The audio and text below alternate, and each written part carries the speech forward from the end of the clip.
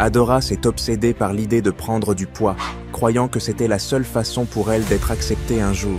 Elle a commencé à manger beaucoup plus que ce dont son corps avait besoin, se forçant à consommer de grandes portions de fufu d'igname et de ragoût d'huile de palme. À chaque repas, elle s'asseyait devant une montagne de nourriture, suant tandis qu'elle enfonçait bouchée après bouchée dans sa bouche, déterminée à transformer son corps en quelque chose qui plairait aux yeux du village. Humala était un endroit comme nul autre.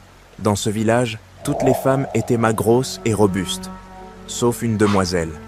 Dans ce paradis paisible, chaque femme portait son poids avec fierté, sûre que son apparence plaisait autant à ses ancêtres qu'à ses futurs beaux-parents. Cette croyance s'était transmise de génération en génération, sans opposition, jusqu'au jour où un enfant particulier est né de Néa et Obina. Néa et Obina étaient très respectés dans le village, connus pour leur gentillesse et leur générosité. Quand Néa est tombée enceinte, tout le village était excité, car sa grossesse s'était bien passée. Quand le moment est venu, Néa a donné naissance à une fille qu'ils ont appelée Adora. Mais quand la sage-femme a tenu le bébé pour que tout le monde la voie, un silence est tombé sur la pièce. Adora n'était pas comme les autres bébés. Elle était petite, ses membres délicats, et ses joues manquaient de la rondeur habituelle que les sages-femmes aimaient tant voir. Un murmure s'est répandu dans la pièce, et certaines des femmes plus âgées ont échangé des regards inquiets. « Elle est malade », chuchota quelqu'un. Mais la sage-femme les rassura rapidement. Elle est en bonne santé, elle est juste différente. Les esprits ont leur plan. Néa et Obina aimaient leur fille de tout leur cœur et l'ont élevée avec tout ce que le monde pouvait offrir. Mais, à mesure qu'Adora grandissait, il devenait évident qu'elle n'était pas comme les autres enfants, alors que les autres filles développaient des joues rondes et des corps plus pleins. Adora restait mince, presque éthérée, avec une lumière intérieure qui brillait à travers ses yeux, la faisant paraître appartenir à un autre monde. Dès qu'Adora a pu marcher, elle est devenue le sujet de chuchotements et de ragots. Les autres enfants la pointaient du doigt, riaient et l'appelaient « bâton » ou « la mince ». Elle essayait de se joindre à leur jeu, mais ils l'excluaient souvent. Chaque fois qu'elle essayait de danser lors des cérémonies du village, les autres filles riaient et lui disaient « Tes jambes sont trop fines pour danser. Va jouer avec les garçons. » Son cœur était lourd de solitude. Souvent, elle se retirait dans les champs tranquilles à la périphérie du village, où elle pouvait pleurer en paix. Ses parents ont remarqué sa tristesse et ont essayé de la réconforter. « Tu es spéciale, Adora », lui disait sa mère. « Les esprits t'ont donné une beauté unique. Un jour, tu comprendras pourquoi tu es comme ça. » Mais ces mots n'apaisaient guère la douleur qu'Adora ressentait. Elle se sentait comme une paria dans son propre village. Un jour, après une série particulièrement cruelle de moqueries, Adora courut vers la rive de la rivière et pleura jusqu'à ce que ses yeux soient secs. Alors qu'elle était là, une vieille femme s'approcha d'elle. C'était Mamachine, la guérisseuse du village, connue pour sa sagesse et ses manières mystérieuses. « Pourquoi pleures-tu, petite ?» demanda doucement Mamachine. « Je ne suis pas comme les autres. » répondit Adora entre ses sanglots. « Je ne suis pas belle comme elle. Je suis trop mince. Trop différente. » Mamachine sourit et s'assit à côté d'elle. « Écoute, petite. Les esprits ne font pas d'erreur. Chaque feuille, chaque arbre et chaque personne ont un but. Ta différence est ta force. Un jour, le monde verra ce qui te rend spécial. » Les paroles de la vieille femme réconfortèrent Adora, mais le doute obscurcissait toujours son cœur. Les moqueries constantes la rongeaient. C'est alors qu'Adora devint obsédée par l'idée de prendre du poids. Elle croyait que c'était la seule façon d'être acceptée. Elle a commencé à manger beaucoup plus que ce dont son corps avait besoin, se forçant à consommer de grandes portions de fufu d'igname et de ragoût d'huile de palme. À chaque repas, elle s'asseyait devant une montagne de nourriture, suant en avalant bouchée après bouchée, déterminée à transformer son corps en quelque chose qui plairait aux yeux du village. Mais peu importe combien elle mangeait, le poids ne semblait jamais venir. Son corps restait mince, refusant de s'adapter à la forme idéale que tout le monde attendait. Sa désespoir l'a amenée à se tourner vers les autres demoiselles. Malgré leurs moqueries, certaines ont eu pitié d'elle et lui ont murmuré des recettes secrètes que leur mère leur donnait pour les aider à prendre du poids. Adora, désespérée et naïve, a accepté d'essayer les potions. Tous les jours, elle buvait une nouvelle concoction, supportant le goût amer et s'accrochant à l'espoir que l'une d'elles fonctionnerait. Une des filles lui donna un mélange particulièrement puissant, jurant que cela avait aidé sa cousine à prendre du poids en seulement 1 mois. « Bois-le 3 fois par jour », lui conseilla-t-elle. « Tu verras la différence bientôt, continue juste comme ça. » Adora suivit le conseil, buvant religieusement la potion, même si elle ressentait souvent que son estomac se tordait et souffrait de crampes douloureuses. Elle se persuadait que ses effets secondaires étaient la preuve que la potion fonctionnait. Cependant, au lieu de s'améliorer, Adora s'aggrava. Chaque jour, elle se sentait plus faible. Sa peau devenait pâle, mais elle continuait, déterminée à être acceptée. Un matin, elle se réveilla en sentant sa tête tourner, son corps trempé de sueur, incapable de se tenir debout. Malgré tout, elle se força à boire une autre dose du mélange. Mais dès que la boisson toucha ses lèvres, une douleur aiguë traversa son abdomen et elle s'effondra au sol, se tenant l'estomac et respirant avec difficulté.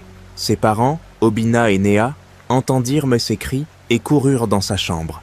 Ils la trouvèrent se tordant de douleur, son visage pâle et ses lèvres bleues.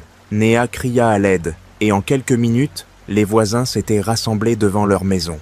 Mamachin, la guérisseuse du village, se fraya un chemin à travers la foule et s'agenouilla à côté d'Adora. « Qu'a-t-elle bu » demanda-t-elle avec urgence. Une des filles, qui était venue voir si Adora avait pris du poids, fit un pas en avant, hésitante.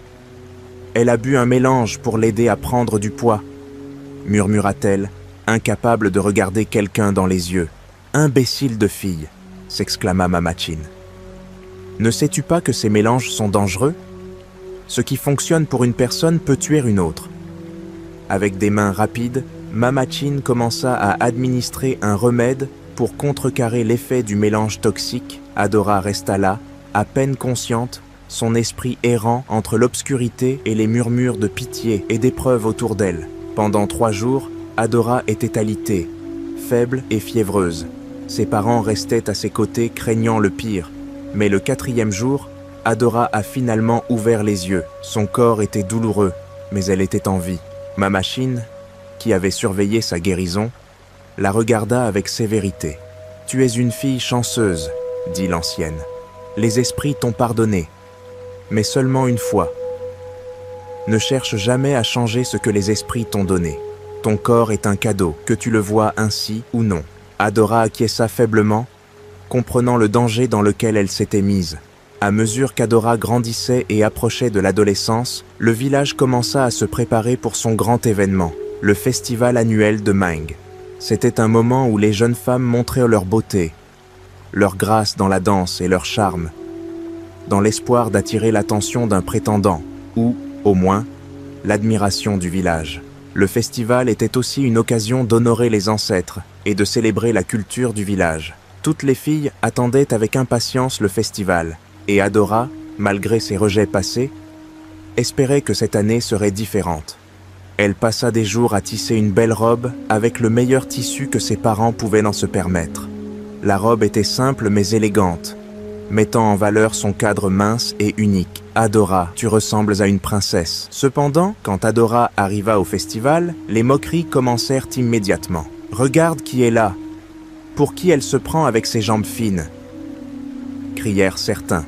Adora essaya de sourire, tenta de profiter du festival, mais chaque rire se sentait comme une dague dans son cœur.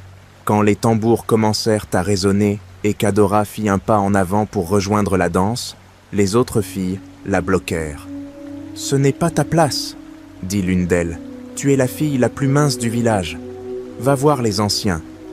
Peut-être qu'ils apprécieront tes os. » La foule éclata de rire, et Adora, confrontée à la honte, fit demi-tour et s'enfuit. Elle courut à travers les champs, les larmes coulant sur son visage, se sentant plus seule que jamais.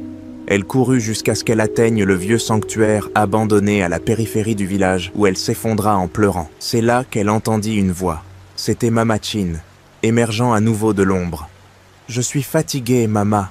sanglota Adora, fatiguée d'être différente, fatiguée de ne pas appartenir. Mamachin hocha la tête pensivement. « Le monde est plein de différences, petite. Parfois, ce qui semble être une malédiction est en réalité une bénédiction déguisée. Fais confiance aux esprits et fais confiance en toi-même. Ton moment viendra. Comme Mamachine l'avait prédit, la vie d'Adora était sur le point de changer. Quelques semaines après le festival, un étranger arriva à Oumala. Son nom était Chiki, un homme grand et charmant, connu dans la région pour être un découvreur de mannequins pour une agence renommée. Il avait entendu parler du festival unique de Maing et était venu le voir de ses propres yeux. Chiki fut immédiatement impressionné par la beauté inhabituelle des femmes du village. Cependant, quelque chose d'autre attira son attention. Au milieu des silhouettes robustes des femmes du village, il vit une fille mince, élégante, debout seule, près de la rive de la rivière. Elle ressemblait à une fleur délicate mais forte parmi les arbres. Captivé par sa présence, il s'approcha d'elle avec prudence. « Bonjour, je m'appelle Chiki », se présenta-t-il avec un sourire amical. « Je n'ai pas pu m'empêcher de remarquer que tu as un type rare de beauté, quelque chose d'unique et de différent. As-tu déjà envisagé de devenir mannequin ?» Adora cligna des yeux, ne comprenant pas très bien ce que Chiki disait. « Mannequin, qu'est-ce que c'est » demanda-t-elle timidement. Chiki rit doucement. « C'est une carrière dans laquelle des personnes comme toi, avec une beauté spéciale, défilent des vêtements, des bijoux et des produits. Je pense que tu pourrais avoir beaucoup de succès. » Adora hésita. Elle n'avait jamais entendu parler de quelque chose comme ça, et cela semblait presque trop beau pour être vrai. « Mais je ne suis pas belle, » murmura-t-elle, regardant vers le sol. Chiki secoua la tête avec fermeté. « Le monde est vaste, et la beauté n'est pas qu'une seule chose. Fais-moi confiance, Adora, tu as quelque chose de spécial. » Après avoir parlé avec Chiki, Adora rentra chez elle avec l'esprit plein de pensées. Elle raconta à ses parents l'homme étrange et sa proposition. Au début, ils étaient inquiets, car ils ne voulaient pas que leur fille parte en ville. Cependant, ils virent une étincelle d'espoir dans les yeux d'Adora. Une étincelle qu'ils n'avaient jamais vue auparavant. « Nous te soutiendrons, Adora, si c'est vraiment ce que tu veux, » lui dit son père, Obina. « Mais souviens-toi, la ville est différente de notre village. Elle peut être dure et impitoyable. » Adora hocha la tête, comprenant le risque. Mais elle ressentait un désir ardent de prouver sa valeur. Elle décida de prendre le risque et de quitter Oumala avec Chiki. Les villageois furent choqués par son départ. Certains semblaient même sceptiques quant à son retour. Cependant, ses parents et Mamachine lui donnèrent leur bénédiction. La guérisseuse lui remit un petit amulette de protection, chuchotant « Souviens-toi, petite, tu es spéciale. » En arrivant en ville, Adora se sentit submergée. C'était bruyant, rapide et plein de bâtiments imposants. Il y avait un marché animé et des gens qui semblaient en se déplacer avec un but. Adora n'avait jamais vu autant de voitures ni autant de lumières éblouissantes qui faisaient de la nuit un jour. Chiki la conduisit à son agence où elle fut présentée à son associé, Ifa, une ancienne mannequin au regard perçant et critique. Ifa regarda Adora de haut en bas avec scepticisme. « Tu es sûre de ça ?» demanda-t-elle en levant un sourcil. « Elle ne ressemble pas à la fille habituelle que nous avons pour défiler. » Chiki sourit. « C'est exactement pour ça que je suis sûre. Elle a un type de beauté différent, une fraîcheur dont l'industrie a besoin en ce moment. Fais-moi confiance, Ifa. Elle a quelque chose de spécial. » Ifa soupira, mais accepta de donner une chance à Adora. Ils commencèrent son entraînement, lui apprenant à marcher, à poser et à se présenter devant une caméra. Les premières semaines furent difficiles. Adora luttait avec sa confiance, se sentant comme si elle n'appartenait pas. Les filles de la ville, avec leurs talons hauts et leurs cheveux parfaits, la regardaient et murmuraient des moqueries, ce qui augmentait son malaise. Mais Chiki fut patient, l'encourageant à chaque étape. « Tu fais du bon travail, Adora, » lui disait-il. « Sois simplement toi-même. Laisse ta singularité briller. » Peu à peu, Adora commença à trouver son rythme. Elle devint plus confiante, ses poses plus naturelles, et bientôt elle attira l'attention des photographes et des designers. Un jour, lors d'une séance photo, une designer de mode renommée, Madame Akinola, passa par l'agence. Elle cherchait de nouveaux visages pour sa nouvelle collection. Alors qu'elle marchait dans le studio, ses yeux se posèrent sur Adora, qui se préparait pour son tour devant la caméra. « Qui est cette fille ?» demanda Madame Akinola, en pointant Adora. « Oh, c'est notre nouvelle fille du village !» répondit Ifa avec dédain. « Elle est encore en train d'apprendre les règles. » Madame Akinola sembla intriguée. « Qu'elle avance !» ordonna-t-elle. Adora, nerveuse, s'avança. Madame Akinola sourit. « Il y a quelque chose de différent en toi, petite, dit-elle. Tu as une qualité brute et indomptée que je veux dans ma nouvelle collection. » Adora était stupéfaite. Elle pouvait à peine croire ce qu'elle entendait. C'était l'occasion qu'elle attendait. Elle accepta avec nervosité et en quelques jours, elle fut poussée sous les feux de la rampe. Lors du plus grand défilé de mode de la ville, Adora marcha sur le podium en portant l'un des designs de Madame Akinola. Le public resta bouche bée. Sa grâce, son allure naturelle et sa beauté singulière captivèrent tout le monde. Le lendemain, son visage était dans tous les journaux et sur les réseaux sociaux, salué pour son apparence rafraîchissante. Adora devint une sensation dans le monde de la mode. Les offres commencèrent à affluer rapidement, et bientôt, elle travaillait pour les meilleurs designers et marques du pays. La fille d'Umala était maintenant célèbre dans la grande ville. Cependant, avec la célébrité vinrent de nouveaux défis. Adora devait naviguer dans la complexité du monde du mannequinat, la jalousie des autres mannequins, la pression pour maintenir son image et l'examen constant du public. Elle assistait à des fêtes glamour, côtoyant des célébrités et des hommes d'affaires riches, mais malgré tout l'éclat et le glamour, elle ressentait un vide de solitude. Un soir, après une journée épuisante de séances photos, Adora s'assit seule dans son luxueux appartement, regardant les lumières de la ville. Malgré tout son succès, elle ressentait un vide. Elle manquait son village, ses parents et la simplicité de la vie à Umala. Elle manquait même les rires des enfants qui se moquaient autrefois d'elle. Ses pensées furent interrompues par un coup à la porte. C'était Chiki, qui avait remarqué sa récente mélancolie. « Ça va ?» demanda-t-il avec inquiétude. Adora soupira. « Je suis reconnaissante pour tout, Chiki, mais parfois j'ai l'impression de ne pas appartenir ici. Mon village me manque, avoua-t-elle. » Chiki hocha la tête avec compréhension. « C'est normal de se sentir ainsi, mais souviens-toi de tout ce que tu as accompli, tu as inspiré. Tu as une histoire à raconter, et tu vis cette histoire chaque jour. Ne laisse pas la solitude d'un moment éclipser la brillance de ton parcours. » Ces paroles touchèrent une corde sensible chez Adora. Elle réalisa qu'elle avait le pouvoir de combler le fossé entre ces deux mondes. Elle décida d'utiliser sa plateforme non seulement pour défiler, mais aussi pour défendre les jeunes filles qui, comme elle, se sentaient différentes ou déplacées. Elle commença à partager son histoire dans des interviews, parlant de son éducation, des normes de beauté dans son village et de la façon dont être différente était devenue sa plus grande force. Des mois plus tard, Adora décida de retourner à Umala. Elle était partie depuis longtemps et ressentait un fort désir de revenir à ses racines. Bien qu'elle ait envoyé des nouvelles à ses parents, elle ne savait pas à quoi s'attendre du reste du village. Quand elle arriva sur la place du village, elle fut surprise de voir une grande foule réunie. Les villageois qui autrefois se moquaient d'elle parce qu'elle était différente, l'attendaient maintenant les bras ouverts. Les enfants couraient vers elle, criant son nom, riant et la saluant. Même les femmes qui l'avaient autrefois exclue se présentèrent pour l'embrasser. Ses parents étaient au premier rang, des larmes de fierté dans les yeux. Mamachin était également là, souriant avec satisfaction. « Tu vois, petite ?» murmura Mamachin. « Je t'avais dit que les esprits avaient de leurs plans. » Adora embrassa ses parents, sentant une vague d'amour et d'acceptation envahir le village. Les anciens l'invitèrent à parler, et avec le cœur ferme, Adora se leva devant eux. « Je suis partie de ce village en me sentant comme si je n'y appartenais pas. » commença-t-elle, sa voix résonnant sur la place. « Mais la vérité est que chacun de nous est unique, et nos différences sont ce qui nous rend beaux. J'ai appris que la beauté ne réside pas seulement dans notre apparence, mais dans la façon dont nous nous sentons en nous-mêmes. Personne ne devrait être jugé, ni se sentir moins, parce qu'il est différent. » Ces paroles touchèrent une corde sensible chez les villageois, et beaucoup acquiescèrent.